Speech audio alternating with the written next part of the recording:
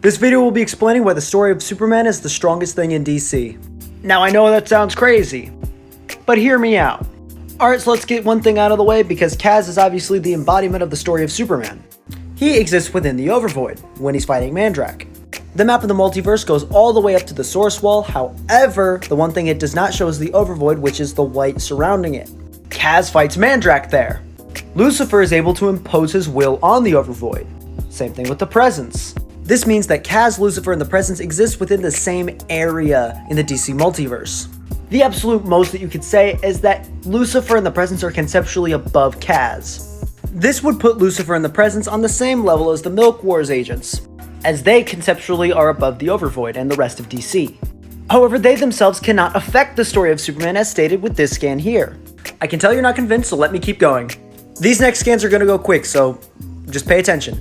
Here's 1, there's 2, there's 3, and there is 4. Essentially, those scans from Grant Morrison are stating that Superman is an actual living, breathing person, that he's as organic as any one of us. Grant Morrison in that interview even states that Superman's story cannot be beat, period.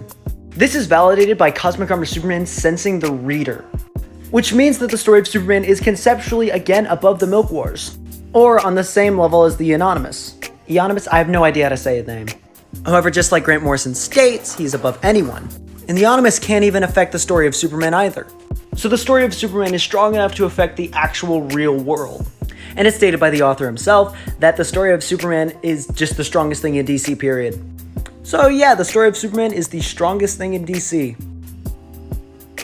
And since Kaz is the embodiment of the story of Superman, he's also the strongest thing in DC. Oh, also the Mandrake statement of Mandrake saying, hey, your story is unbreakable and irremovable. Also, if you want to say, oh, well, Kaz died. Kaz didn't die. Superman and Ultraman were split up.